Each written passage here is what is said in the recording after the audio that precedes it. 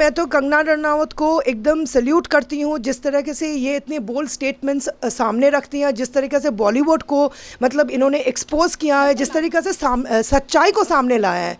इस चीज़ के लिए अभी वो अगर नाम का खुलासा करना, उनके भी मन में, देखिए हर किसी को डर होगा कि अगर मैं किसी का बड़े बड़े नाम लेती हूँ तो मैं कल फंस सकती हूँ, तो इसीलिए लोग आना नहीं चाहते, आगे नहीं बढ़ना चाहते, या कोई क्वेश्चन का जवाब नहीं देना चाहते।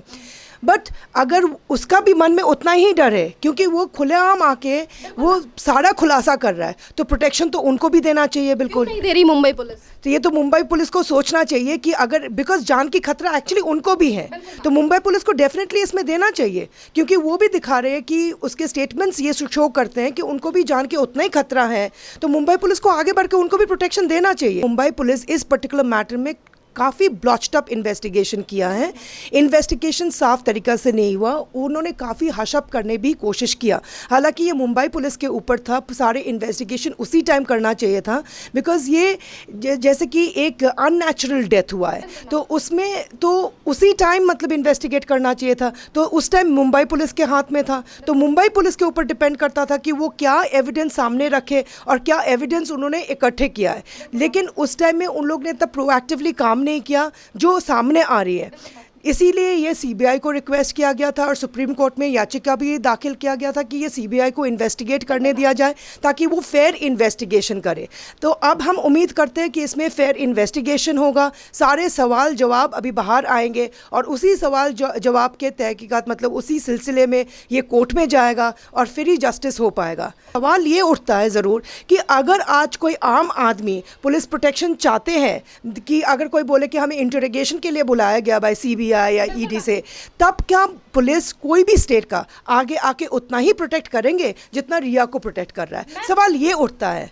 नमस्कार, स्वागत है आपका हमारे चैनल प्यारा हिंदुस्तान पे और आज हमारे साथ हैं बरनाली बसक मैम से बात करेंगे सुशांत सिंह राजपूत के मामले को लेकर। जिस तरीके से रिया चक्रवर्ती अपने आप को बचाने की कोशिश कर रही हैं, लगातार वो सीबीआई को भटकाने की कोशिश कर रही हैं और आप सभी जानते हैं कि किस तरीके से रिया चक्रवर्ती का साथ दे रहे हैं महाराष्ट्र सरकार और मुंबई पुलिस, किस तरीके से रिया चक्रवर्ती का साथ दे रही है। तो यहाँ पे खबरें ये भी सामने आ रही हैं कि जो ड्रग का एंगल सामने निकल कर आया है, इसमें भी एक और बड़ी खबर ये आ रही है कि कैबिनेट मिनिस्टर यानी कि आदित्य ठाकरे की फोटो सामने आ रही हैं, जिसकी वो कंबोडिया में ड्रग्स मार्केट में दिखाई दे रहे हैं। तो इसी पर बात करेंगे हम बरनाली मैम से। मैम, जिस तरीके से रिया चक्रवर्ती अपने ही बयानों में फंसती नजर आ रही हैं, उन्होंने कहा था कि सुशांत सिंह राजपूत ड्रग्स लेता था, मैं ड्रग्स नहीं लेती थी, और यहाँ पर बातें ये सामने आई हैं श्रुति मोदी के वकील की तरफ से कि रिया चक्रवर्ती ड्रग्स लेती थी। देखिए, ये सच्चाई कि रिया चक्रवर्ती मतलब ड्रग्स लेती थी या नहीं लेती थी, ये तो खुद वही बता सकते हैं। हम यहाँ पे बैठ के ये प्रूफ करना और प्रमाण करना भी इजी रहेगा, क्योंकि ये सारे डीलिंग्स के थ्रू अगर आप जाएंगे कि कहाँ से वो ड्रग्स लेती थी, तभी ये चेन इस्टेब्लिश हो पाएगा कि वो ड्रग्स लेती थी या नहीं लेती थी। As far as Sushant is concern कि सुशांत ड्रग्स, देखिए हमें सब ये तो हम वाकिफ़ है ना कि बॉलीवुड इंडस्ट्री में हर कोई ड्रग्स लेता ही है, बहुत ही कम लोग ऐसे होंगे कि ड्रग्स नहीं है, और जो ये बोलते कि नहीं लेते हैं, तो ऐसे टीटोटलर्स बहुत कम लोग मिलेंगे।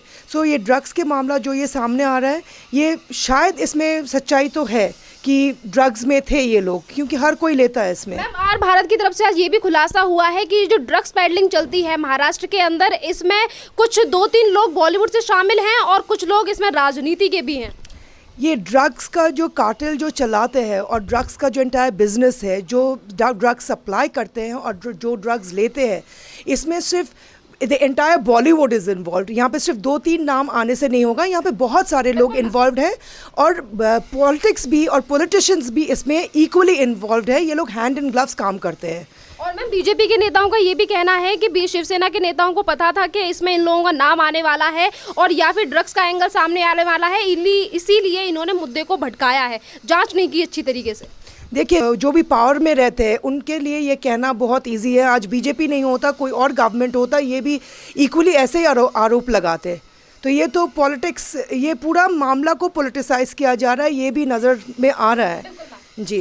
और मैम, यहाँ पे जिस तरीके से रिया चक्रवर्ती के माँ बाप से भी आज ईडी पूछताछ कर रही है, सीबीआई भी उनसे सवेरे से लेके पूछताछ कर रही है, और आज रिया चक्रवर्ती से पूछताछ नहीं हो रही, तो बातें ये भी हैं कि सबके बयानों में विरोधाभास क्यों है मैम? देखिए, अभी जो इस केस में ये सुसाइड है या ये अबेटमेंट टू सुसाइड है, ये मर्डर है, ये सारे इंटेरोगेशन के दौरान ही पता चलेगा, क्योंकि डायरेक्ट एविडेंस अभी कुछ बचा नहीं है। जो भी मुंबई पुलिस ने उस टाइम क्राइम सीन से इकट्ठे किया था वही सिर्फ डायरेक्ट एविडेंस है।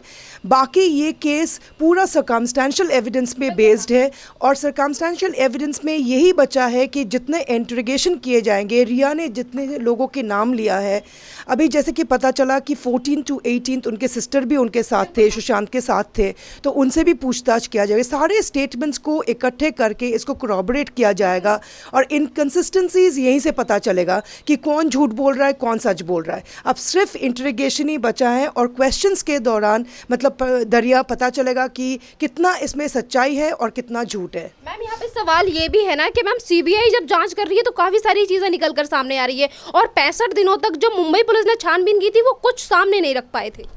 देखिए, ये शुरू से हमें लग रहा था और ये यकीन भी हो गया कि मुंबई पुलिस इस पर्टिकुलर मैटर में काफ़ी ब्लॉच्ड अप इन्वेस्टिगेशन किया है। इन्वेस्टिगेशन साफ तरीक़ा से नहीं हुआ, उन्होंने काफ़ी हशअप करने भी कोशिश किया। हालांकि ये मुंबई पुलिस के ऊपर था, सारे इन्वेस्टिगेशन उसी टाइम करना चाहिए था, बिकॉज़ ये जैसे कि एक अननेचुरल डेथ हुआ है, तो उसमें तो उसी टाइम मतलब इन्वेस्टिगेट करना चाहिए था। तो उस टाइम मुंबई पुलिस के हाथ में था, तो मुंबई पुलिस के ऊपर डिपेंड करता था कि वो क्या एविडेंस सामने रखे और क्या एविडेंस उन्होंने इकट्ठे किया है। लेकिन उस टाइम में उन लोग ने तब प्रोएक्टिवली काम नहीं किया जो सामने आ रही है। इसीलिए ये सीबीआई को रिक्वेस्ट किया गया था, और सुप्रीम कोर्ट में याचिका भी दाखिल किया गया था कि ये सीबीआई को इन्वेस्टिगेट करने दिया जाए ताकि वो फेयर इन्वेस्टिगेशन करे।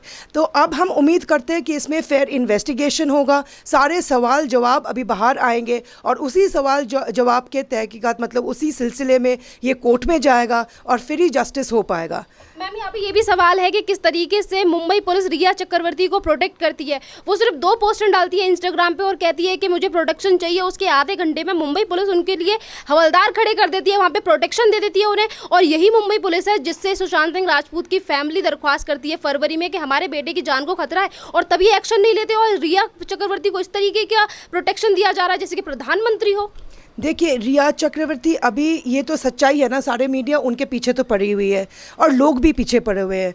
तो ऐसा अभी जो सिचुएशन सामने है, जैसे लगता है कि लोग उसको बिल्कुल मतलब उसके पीछे लिटरली हाथ धो के पीछे पड़ गए। तो उसको भी एक चांस बनता है कि एक फेयर ट्रायल हो, उसका भी अपना पक्ष सामने रखने का पूरा राइट है। हमारा कॉन्स्टिट्यूशन हमें वो राइट देते हैं, हर सिटीज़न को ये राइट देता है कि अपना अपना पक्ष सामने रखे। अब इन्होंने अगर पुलिस से मदद मांगी और पुलिस ने अगर प्रोटेक्शन दी, इसमें कोई गलती नहीं है। तो पुलिस प्रोटेक्शन आप मांग रहे हो, आपकी जान की कोई खतरा है, आपको लगता है कि जान का कोई खतरा है और पुलिस आगे आके उसका प्रोटेक्शन देते, तो इसमें कोई बुरी बात नहीं है। लेकिन बात ये सवाल ये उठता है ज़रूर कि अगर आज कोई आम आदमी पुलिस प्रोटेक्शन चाहते हैं, कि अगर कोई बोले कि हमें इंटरोगेशन के लिए बुलाया गया बाय सीबीआई या ईडी से, तब क्या पुलिस कोई भी स्टेट का आगे आके उतना ही प्रोटेक्ट करेंगे जितना रिया को प्रोटेक्ट कर रहा है? सवाल ये उठता है। मैम यहाँ पे जब कंगना रनावत ने बोला था कि किस तरीके से ड्रग पैडलिंग होती है बॉलीवुड के अंदर, मुझे प्रोटेक्शन दीजिए, मैं नाम बताती हूँ, तो उसको प्रोटेक्शन क्यों नहीं दिया गया मुंबई पुलिस की तरफ से? नहीं, मैं तो कंगना रनावत को एकदम सल्यूट करती हूँ, जिस तरीके से ये इतने बोल्ड स्टेटमेंट्स सामने रखती हैं, जिस तरीके से बॉलीवुड को मतलब इन्होंने एक्सपोज किया है, जिस तरीके से सच्चाई को सामने लाया है। इस चीज़ के लिए अभी वो अगर नाम का खुलासा करना, उनके भी मन में, देखिए हर किसी को डर होगा कि अगर मैं किसी का बड़े बड़े नाम लेती हूँ तो मैं कल फंस सकती हूँ, तो इसीलिए लोग आना नहीं चाहते, आगे नहीं बढ़ना चाहते, या कोई क्वेश्चन का जवाब नहीं देना चाहते। बट अगर उसका भी मन में उतना ही डर है, क्योंकि वो खुलेआम आके वो सारा खुलासा कर रहा है, तो प्रोटेक्शन तो उनको भी देना चाहिए। बिल्कुल नहीं दे रही मुंबई पुलिस, तो ये तो मुंबई पुलिस को सोचना चाहिए कि अगर, बिकॉज जान की खतरा एक्चुअली उनको भी है, तो मुंबई पुलिस को डेफिनेटली इसमें देना चाहिए, क्योंकि वो भी दिखा रहे हैं कि उसके स्टेटमेंट्स ये शो करते हैं कि उनको भी जान के उतना ही खतरा है, तो मुंबई पुलिस को आगे बढ़ के उनको भी प्रोटेक्शन देना चाहिए। तो मैम जिस तरीके से शिवसेना के अंडर है ये पुलिस, और ये पुलिस सिर्फ रिया चक्रवर्ती की सुनती है और कंगना रनावत की नहीं सुनती, तो ये भेदभाव क्यों करते हैं इतना? देखिए, ये तो पॉलिटिक्स की बहुत ऊपर की पावर ये सब कंट्रोल करते हैं, राइट। यही चीज़ सामने आके, इसीलिए तो आम आदमी को प्रोटेक्शन इतना जल्दी नहीं मिलता है। अगर आज मैं जाके बोलूँ कोई पुलिस को, दिल्ली पुलिस को जाके बोलूँ कि मुझे इंटरोगेट कर रहे हैं तो आप मुझे प्रोटेक्शन दे, शायद दिल्ली पुलिस आगे बढ़ के नहीं देंगे। या तो मुझे इस्टेब्लिश करना पड़ेगा कि केस इतना सेंसेशनल है कि एंड इतना सेंसिटिव केस है कि आगे आके बढ़ के पुलिस प्रोटेक्शन देना चाहिए। तो ये तो उनके ऊपर डिपेंड करता है, और ये डिपेंड की बात नहीं है, ये लॉफुल हमारा राइट है पुलिस प्रोटेक्शन सीख करना, if I feel that there is a right to danger in my life. और मैम एक और बात कि जब ड्रग्स पैडलिंग को लेकर इनके नेताओं से बात पूछी जाती है कि कैसे ड्रग्स पैडलिंग हो रही है, लॉकडाउन के अंदर भी ड्रग्सों का नाम सामने आ रहा है, तो उसको लेकर अनिल देशमुख जो वहाँ के होम मिनिस्टर हैं वो कह देते हैं कि नो कमेंट्स, हम इस पर बात नहीं करना चाहते। और जब बात आती है सुशांत सिंह राजपूत की तो ये 2 मिनट में बोल देते हैं, 15 मिनट नहीं लगते इन्हें बोलने में, कहते हैं कि सुसाइड है। वहाँ पर इनका जबान खुलती है और यहाँ एकदम मुँह पे ताले लग जाते हैं, क्योंकि ये सब मिली भगत है। They, as I told you, Bollywood and politicians they all work hand in gloves. सब कोई ड्रग्स ले रहे हैं इसमें, और ये एक बहुत ही गंदी दुनिया है जहाँ पे ये एक दूसरे का खुलासा, बिकॉज यहाँ पे बहुत सारे नाम्स आ जाएंगे। फिर हम भी वाकिफ़ है इससे, जितना हम मूवीज़ में दिखता है, जितना हमें सच्चाई पता है कि ये ड्रग पेडलिंग जो करते हैं ये लोग भी बहुत बहुत बड़े बड़े माफियाज होते हैं। तो उनका भी मन में एक डर होता होगा कि अगर ये चीज़ एक बार खुलासा हो गया तो सबके नाम आगे आ जाएगा, जो आना भी चाहिए। मैम एक और बात अभी आपने कुछ देर पहले कही थी कि रिया चक्रवर्ती का भी हक है कि वो सबके सामने आए और बताएं। मैम पर सवाल उन मीडिया पे भी खड़ा होता है कि वो क्वेश्चन तो करते हैं रिया चक्रवर्ती से, उनका पक्ष भी रखते हैं, पर पक्ष को भी इस तरीके से लोगों के सामने रखने की कोशिश करते हैं कि वो रिया चक्रवर्ती को निर्दोष बताने की कोशिश करते हैं और सुशांत सिंह राजपूत की छवि को खराब करने की कोशिश करते हैं। मैं बात कर रही हूँ मैम आज तक की जो अभी इंटरव्यू हुआ था। देखिए, आज तक की इंटरव्यू मैंने भी फॉलो किया, उसमें मुझे भी कुछ सच्चाई नज़र आया। मेरे को भी लगा कि इसका पक्ष, अब तक क्या हो रहा था कि हम सिर्फ सुशांत के बारे में सोच रहे थे और उनके पक्ष रख रहे थे, रिया के बारे में कोई सोच ही नहीं रहा था और उनसे पे कोई सवाल भी नहीं कर रहे थे, उनके पक्ष आगे आ ही नहीं पा रहा था। तो आज तक ने भी ये एफर्ट किया कि उनके पक्ष सामने, और ये हमारी विजडम कहता है कि दोनों पक्ष को फेयर ट्रायल हमेशा मतलब है कि दोनों पक्ष को सुना जाए। मैम मतलब यहाँ पे पक्ष तो उन्होंने रखने की कोशिश की, पर यहाँ पे उन्होंने सुशांत सिंह राजपूत को बदनाम करने की भी कोशिश की आज तक ने। आपने इंटरव्यू देखा होगा कि किस तरीके से यही राजदीप सरदेसाई कहते थे कि सुशांत सिंह राजपूत बड़ा एक्टर नहीं था, और यही रिया चक्रवर्ती का इंटरव्यू लेते हैं और कहते हैं कि वो ड्रग्स लेता था। इस तरीके की बदनाम क्यों किया जा रहा था? फिर देखिए, ये तो गलत है। जो आदमी हमारे बीच अभी है नहीं, और जहाँ पे पूरे मतलब हमारे देश के हर नागरिक इस चीज़ को लेके एक सच्चाई की लड़ाई लड़ रहे हैं, एक जस्टिस के लिए मांग कर रहा है कि जो भी हुआ, चाहे वो सुसाइड हो, चाहे अबेटमेंट टू सुसाइड के पीछे किसी का हाथ हो, चाहे ये मर्डर हो, तो इस चीज़ का सच्चाई आना बहुत ज़रूरी है। और ये सच्चाई सिर्फ चंद लोगों को पता है कि एक तो जो हमारे बीच रहे नहीं, सबसे बड़ा सच्चाई उन्हीं के पास, वो लेके चले गए, और जो रह गए अब वो अगर आगे आके सच्चाई बता सकते हैं, और सारे सच को इकट्ठे मतलब वो देखना पड़ेगा कि ये इसमें कितना सच्चाई है, क्योंकि स्टेटमेंट्स अगर इनकंसिस्टेंट रहे तभी लगता है कि झूठ बोल रहा है। मैम रिया चक्रवर्ती ने तो इंटरव्यू में आके तमाम तरीके के झूठ बोले। उन्होंने बोला कि क्लॉस्ट्रोफोबिया था सुशांत सिंह राजपूत को, उनकी फैमिली के साथ संबंध अच्छे नहीं थे, वो ड्रग्स लेते थे। एक तरफ ये बोलती है कि सुशांत सिंह राजपूत मेरे बॉयफ्रेंड थे, हम शादी करना चाहते थे, मैं छोटा सुशांत चाहती थी। तमाम तरीके की इन्होंने अपने रिश्ते को लेकर बात की, और दूसरी तरफ ये उसी बॉयफ्रेंड को बदनाम करने की कोशिश करती हैं। देखिए, बॉयफ्रेंड गर्लफ्रेंड होने का मतलब तो ये मैं नहीं मानती हूँ कि कोई बुराई आप में होगा ही नहीं, और अगर आप रिश्ते में हो तो सारे अच्छा ही अपने बॉयफ्रेंड में होगा और सारे अच्छा ही अपने गर्लफ्रेंड में हो। हम लोग इंसान हैं एंड ऑफ द डे, तो इसमें बदनाम करने की बात नहीं। इसमें शायद कुछ सच्चाई होगा जो वो सामने रखना चाहती है, शायद ये झूठ होगा कि वो अपने आप को डिफेंड करना चाहती है, ये बोलना मुश्किल है। तो इसमें उसके फैमिली मेम्बर्स को भी आगे आके डिफेंड करना चाहिए, और फैमिली मेम्बर्स को भी सच्चाई रखना चाहिए, तभी तो सच पता चलेगा। हाँ, जैसे कि अभी मीतू से भी पूछताछ की बात हो रही है कि जो सुशांत सिंह राजपूत के साथ थी। बिल्कुल, और मीतू से भी बहुत सच्चाई की हम उम्मीद कर सकते हैं, बिकॉज वो लास्ट के कुछ दिन जो एकदम वाइटल और बहुत इंपॉर्टेंट दिन थे, बिकॉज उन्हीं दिन वो चाहे डिप्रेस्ड हो, चाहे उनके दिमाग में कुछ ऐसे सवाल उनको मतलब खोल रहा था अंदर से, सिर्फ ये मीतू ही बता सकते अगर सुशांत ने उनके साथ शेयर किया हो। लेकिन ये है कि मीतू उनकी सिस्टर है, करीबी रिश्ता थे, भाई बहन का एक करीबी रिश्ता होता है। तो जब सुशांत ने उनको बुलाया, ज़रूर उनको कोई चीज़ ट्रबल कर रहा होगा कि उनको ये एक्सट्रीम स्टेप लेना पड़ा, या तो ये मर्डर हुआ। तो ये सब मतलब उनकी बहन किसे अगर जब आप सवाल जवाब करेंगे तब शायद कुछ सामने आके निकले, क्योंकि यही सब जो उनके डोमेस्टिक हेल्प थे उनको सवाल करना, मीतू को सवाल करना, फिर सिद्धार्थ पठानी को, ये लोग उनके सामने थे। एंड प्लस रिया तो उनके ज़िंदगी में थे ही। हालांकि ये कहा जा रहा है कि उनका ब्रेक ऑफ हो गया था, कुछ दिन पहले उन्होंने जाने के लिए कह दिया था, फिर भी यही कुछ लोग हैं जो एकदम सच्चाई को सामने ला सकता है। अगर ये मिल के झूठ बोलना शुरू करे तब तो सच्चाई कभी सामने आएगी ही नहीं, लेकिन कोई ना कोई तो सच्चाई बताएगा। और रिया ने भी अपने इंटरव्यू में आज तक में जितने लोगों का नाम लिया, चाहे वो डॉक्टर्स हो, चाहे वो डोमेस्टिक हेल्प हो, चाहे वो अपने फैमिली मेम्बर्स हो, सुशांत के फैमिली मेम्बर्स हो, वो जितना भी सच्चाई रखने की कोशिश किए, ये सारे को मतलब क्रॉस क्वेश्चन करना बहुत ज़रूरी है। इनको ये सारे विटनेस बनाना चाहिए और इन सारे विटनेसेस को खड़े करके क्वेश्चंस करना पड़ेगा कि इसमें सच्चाई कितना है।